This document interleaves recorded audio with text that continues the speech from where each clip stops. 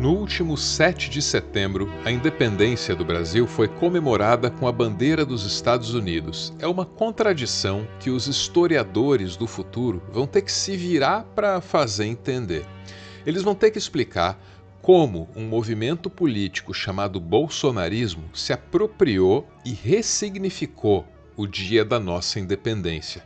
Eles vão ter que contar como e por que esse movimento recebeu o respaldo de uma potência estrangeira e, o mais difícil, eles vão ter que compreender como foi possível que tantos brasileiros homenageassem justamente o país que, naquele momento, tentava interferir no seu judiciário, aplicava sanções econômicas e fazia ameaças das mais diversas. Se essa história é confusa e meio ilógica hoje, imagina no futuro, quando o tempo se encarregar de soterrar registros e obscurecer memórias.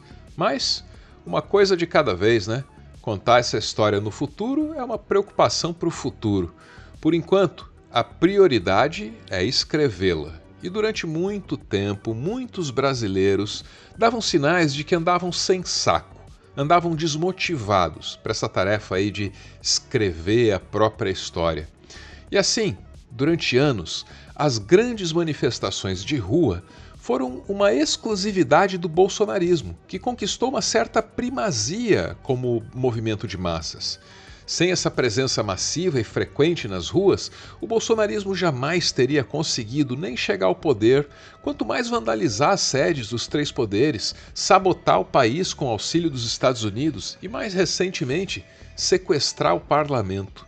O golpe de Estado, que já foi investigado e julgado, ainda não foi punido de fato. O golpe tem representantes eleitos, tem financiamento, segue tendo um bom nível de articulação política e, de quebra, ainda tem aquela já mencionada primazia nas ruas. Tem ou tinha. Parece que aquela parte do Brasil que nunca pediu intervenção alienígena e nunca pediu bênção pra pneu, agora tá com vontade de escrever a sua parte daquela história confusa e dramática que ainda há de desafiar os estudiosos do futuro. Na mesma avenida em que os patriotas exibiram uma bandeira gigantesca da potência ao norte, o que se viu agora foi a bandeira brasileira.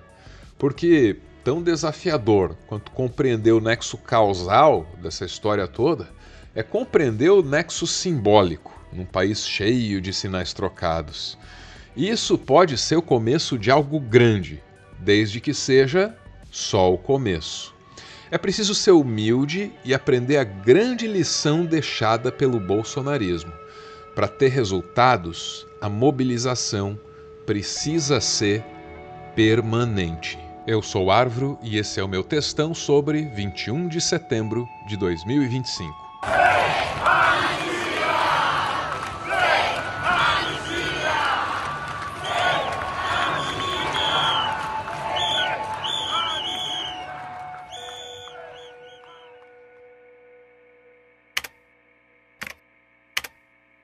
Gil de verde, Chico de azul, Djavan de branco e Caetano de amarelo, ensaiando antes de se apresentar no ato que lotou Copacabana, no Rio de Janeiro. Diante do público, o que eles apresentam é um repertório conhecido. Conhecido e repetido à exaustão, nenhuma culpa. Nada mais justo. Se a história se repete, faz sentido que a trilha sonora ainda seja a mesma. Cálice não podia ficar de fora, não numa hora dessas. Afasta de mim esse cálice, afasta de mim esse cálice de vinho de sangue. Foi uma música que foi censurada pela ditadura militar, com algumas metáforas, jogos de palavras para driblar a censura, né? Expressar até a indignação da época, e que foi inclusive censurada durante o festival de 73, o festival Fono de 73, quando eles foram impedidos de cantar. O Gil inclusive não gravou essa música com o Chico, a música é gravada por Milton Nascimento e Chico Buarque, e agora inclusive na turnê atual o Gil acaba cantando, já cantou com o Chico Buarque essa música simbólica, onde a gente está vendo agora imagens do Globocop. Como se percebe, a cobertura ao vivo ganhou ares de programa cultural. o que não significa que a mensagem política não tenha sido passada de maneira menos sutil, mais ostensiva, no discurso mesmo. A música popular no Brasil tem sido sempre um aspecto da cultura nacional que apresenta enorme vitalidade. Então nós não poderíamos deixar de responder aos horrores que vêm se insinuando. E o envolvimento dos artistas se deu já na convocação para os atos. Está aí a Débora Bloch, a Odete Reutemann dessa geração. Não haverá privilégios para os políticos que se escondem atrás de leis feitas sob medida para o roubo e corrupção descarados. Não à PEC da blindagem. Não à anistia. No domingo, vamos às ruas exigir responsabilidade e justiça. Mas não foram só os artistas que convocaram essas manifestações. Parlamentares, inclusive aqueles identificados com o bolsonarismo, acredite se quiser, hein? Eles também deram uma força. Gustavo Gayer. Então eles sabem que colocar a gente na rua tem um impacto sim lá na Câmara dos Deputados. Existe sim, a gente só conseguiu a aprovação dessa anistia porque nós fomos para as ruas no dia 3 de agosto e no dia 7 de setembro. E no Brasil inteiro.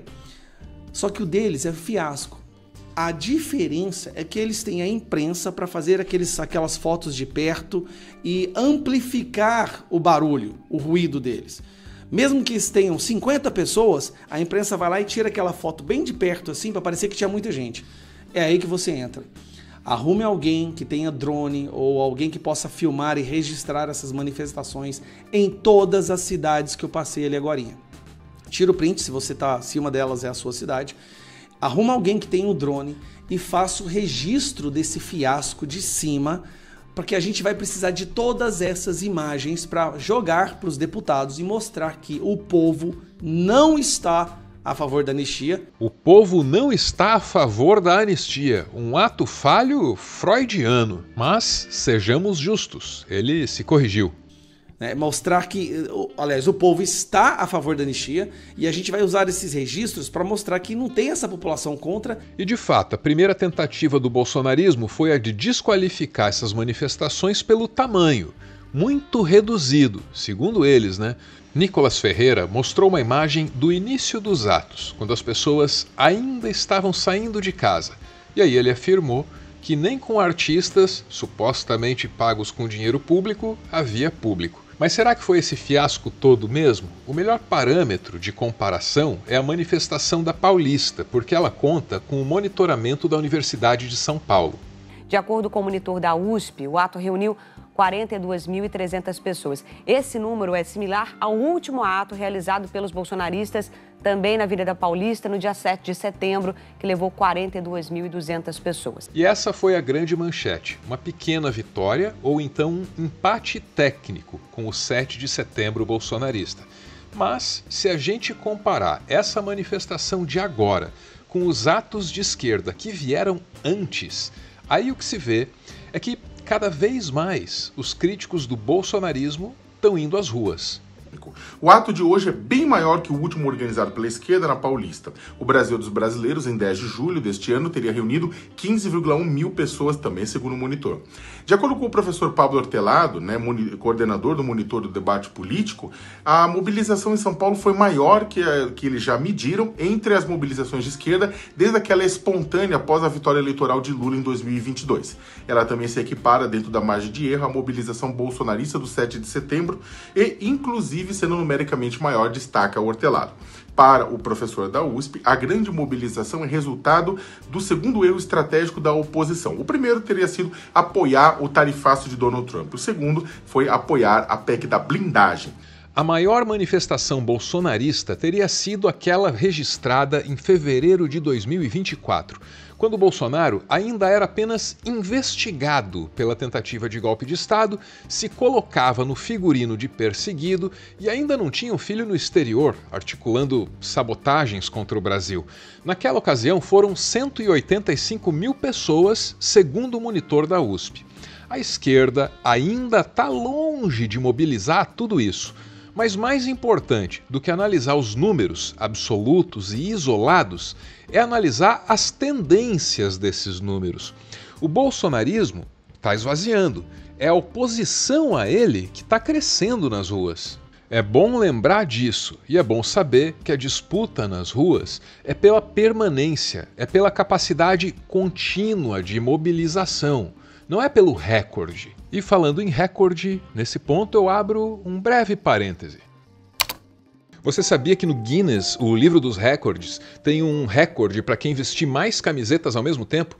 Hoje, ele pertence ao Sanat Bandara, do Sri Lanka, que vestiu 257 camisetas. Aí, dia desses, um cara nos Estados Unidos, o Matt McAfee, tentou superar o recorde e perdeu, só foi até a camiseta número 120. Olha, a não ser que você esteja tentando bater esse recorde, eu sugiro que você tenha menos camisetas com a maior qualidade possível. O que me leva a Tech T-Shirt da Insider. Primeiro que é durável, segundo que a tecnologia anti-odor faz com que você não precise lavar ela com tanta frequência, terceiro que é absolutamente dispensável passar, não precisa passar, e quarto, a estética e o conforto térmico fazem com que você possa usar essa camiseta em qualquer lugar, em qualquer circunstância. É um desses produtos que fazem valer o lema, menos é mais. Você pode ter menos peças no seu guarda-roupa se você tiver peças de maior qualidade. É melhor para você e até para a ética do seu consumo. Entra no site da Insider e usa o meu cupom Álvaro Borba.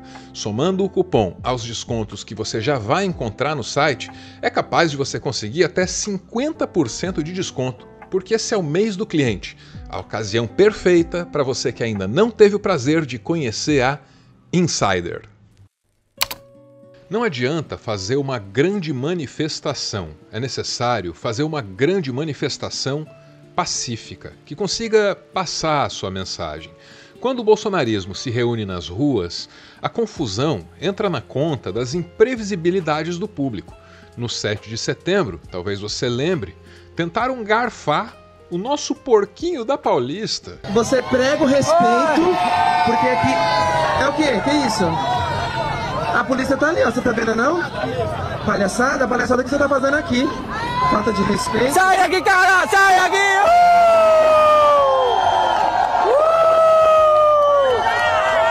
Filma, filma! Tem live! E aqui a gente não tá falando de política, a gente tá falando de pessoa. Você ouviu o porquinho, a polícia tava por perto, mas a princípio não fez nada. Esperou a confusão escalar. Não tinha nenhum policial, nenhum agente da polícia próximo? Tinham 5 policiais, tipo assim, a uns 5 metros, eles estavam na esquina, eles só ficaram olhando, não fez nada. Dá até pra ver ali no vídeo, quando ele aparece na grade, acho que aparece um policial ali mandando ele se afastar. Figurante. Só falou assim, sai daqui, alguma coisa nesse sentido, assim. Enfim, vamos seguir acompanhando, Jonathan. É claro, espaço aberto aqui. Nos atualize se você realmente identificou, né? Gente, mas que vergonha ali. Né? Ai, meu Deus do céu. Aí depois ele ficou insultando as pessoas. Nesse vídeo ele tá xingando. Tem uma moça, ele começa a xingar todo mundo. Aí tem um amigo dele, que eu acho que também levantou pra bater nas outras pessoas. Aí a polícia interveio nesse momento. Ah, um amigo dele levantou ainda pra bater nas pessoas? Sim. Aí veio a polícia entrou no meio. Porque aí a mulher falou assim, se você encostar a mão no porquinho... Tem uma mulher que fala, ela nesse vídeo, o nome dela é Kátia. Tanto que foi ela que gravou esse vídeo do rosto dele. Agora compare esse comportamento dos profissionais de segurança com o que se viu no dia 21 de setembro. Uma viatura abrindo caminho no meio do público. Acredite se eu te disser que isso contraria todo e qualquer protocolo de segurança para lidar com uma multidão desse tamanho. É o contrário do que se deve fazer. Não liga pra polícia, eles são muito menos. Eles são muito menos do que vocês, cara. Eles são muito menos que a gente. Olha a quantidade de gente que tem aqui.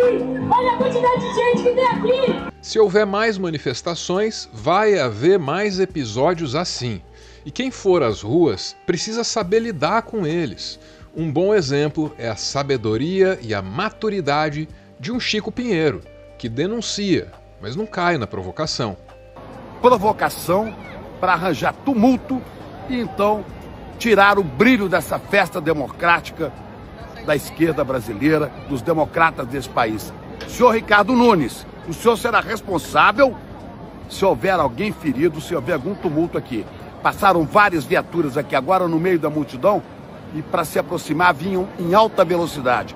Ou o senhor controla a sua guarda municipal ou o senhor perderá o controle. Parece líquido e certo, se a esquerda se tornar a força predominante nas ruas, vai haver algum tipo de reação, talvez sabotagem. Isso é ponto pacífico, e que pacíficas sejam as manifestações também, apesar disso. Mas aí resta uma pergunta. O que explica a tão adiada volta da esquerda às ruas? Aqui é preciso olhar para as pautas que justificam as manifestações. São duas e existe uma ligação muito estreita entre elas.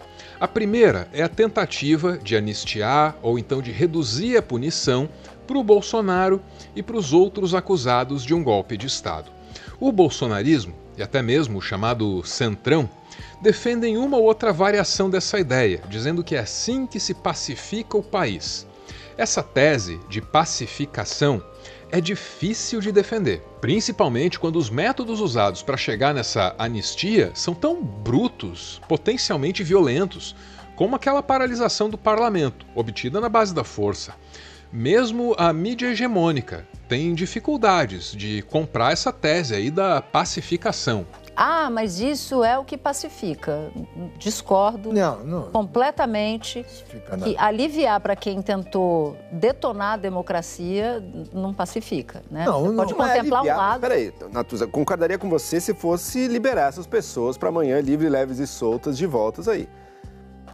Um projeto que tem como... Acho que o resultado mais concreto de liberação mais cedo vai ser dos invasores do 8 de janeiro, aquele povo que os 100 e poucos ali que ainda estão em regime fechado, esse aí provavelmente já com o projeto já sai do regime fechado, e esse muda mesmo. Os outros, quem planejou, você acha... Os condenados do núcleo crucial ainda vão ter pena de restrição de liberdade pela frente, a não ser que a dosimetria venha assim brutalmente reduzida. Mas eu não discuto o tempo que a pessoa vai ficar presa.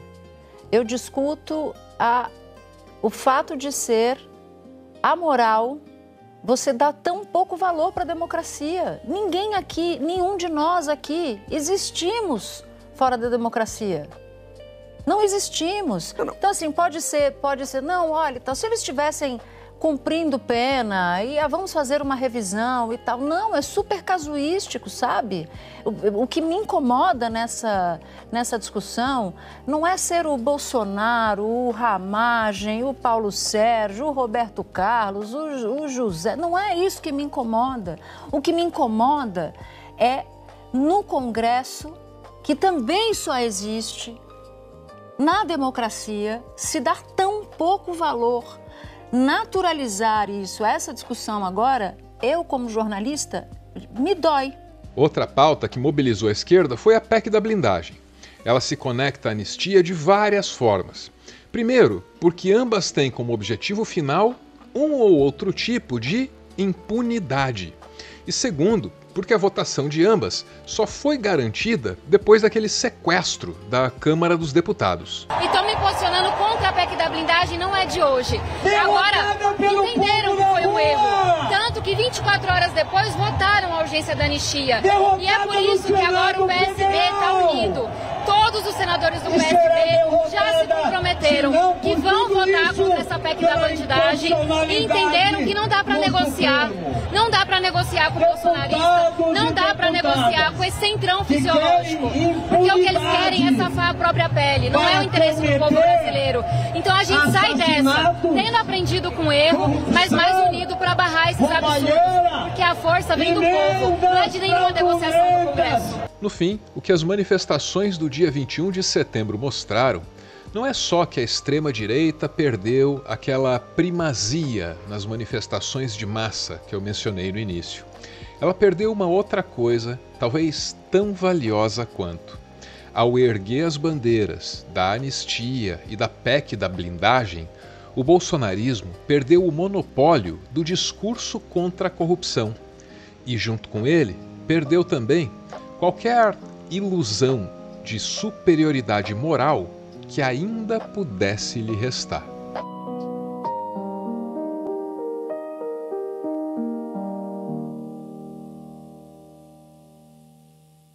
Ponto final em mais um textão, só que depois do final tem o finalzinho, também chamado de PS são as participações dos apoiadores desse canal. Eles se reúnem num grupo lá no Telegram, aí eles me mandam áudios, eu edito esses áudios e assim nasce o nosso finalzinho, também chamado de PS. A partir daqui você vai ouvir várias vozes e a sua pode ser uma delas. Cogite aceitar esse convite. É um grupo que vai te acolher até nas maiores divergências. Respeito é consenso aqui entre nós. Bora ouvir o PS. Antes tarde do que nunca, né? A esquerda ter acordado e ter retornado ao seu local de origem, a sua militância de origem, que é nas ruas, junto ao povo. Na verdade, essa PEC da blindagem, vulgo PEC da bandidagem, demonstrou que não adianta você votar em um político para presidente, governador e vereador se você não colocar junto com ele pessoas que representem também as mesmas propostas, né? Então a gente tem um Congresso completamente bolsonarista e aliado a essas visões de extrema-direita e a velha política, enquanto tem um governo que está alinhado com outros aspectos e outra visão de Brasil. Então não adianta nada, né? Porque eles literalmente sequestraram o nosso Congresso em prol do benefício próprio, em prol dessa velha política fisiologista e corrupta, né? E a sensação de que finalmente a esquerda tomou o seu lugar, que é de direito. Falando especificamente do PT, tive a oportunidade de ouvir agora há pouco o Rui Falcão, presidente da Legenda, né, dizendo que o recado das ruas é no sentido de que não devíamos ter votado a favor da PEC da blindagem. Ora, me poupe. Ainda que o Rui Falcão não é hipócrita, porque ele votou contra, entendeu? Agora, os congressistas, os mandatários dos ditos partidos de esquerda, PDT principalmente, mas também o PT, que votaram a favor, gente, não tem justificativa. Sabe, eu penso que o partido, por si só, deveria promover já algum tipo de sanção, uma advertência. Quando foi com a Tabata Amaral no PDT, lá em 2018, e ela votou a favor da reforma da Previdência, ela quase foi expulsa do partido, ela pegou e saiu. Tamanha a desaprovação manifesta. A bandeira do Brasil ali no MASP, com toda a sua imponência e a cereja do bolo, né? Essa é a prova de que a população, o povo, se reunindo, se unindo, faz a coisa acontecer. Eu tô muito feliz. A gente merece. Depois do final, o finalzinho. Depois do finalzinho, o finalzinho. Aqueles últimos segundos em que eu posso dizer o que eu quiser. Posso até fugir do tema. E eu quero agradecer os apoiadores desse canal, que mais do que participar do conteúdo, com suas opiniões, com suas informações, com suas vozes, também cuidam de mim, de alguma forma. E eu, esse quase idoso solitário, ando precisando mesmo de alguns cuidados. E tenho recebido, né, esse afeto, essa atenção, esse incentivo para continuar, apesar de todas as dificuldades e apesar até de uma ou outra torcida em contrário, que às vezes se manifesta, né? É de vocês que eu tiro a energia e a força para continuar. Então, muito, muito, muito obrigado mesmo. Esse Uber do conteúdo se sente alegre e grato por poder ter passageiros tão maravilhosos dentro do seu carrinho, que ainda não entra na categoria Uber Black, né? Mas a gente vai chegar lá, vocês vão ver só. Juntinhos chegaremos lá. Obrigado, gente, de coração mesmo. Valeu!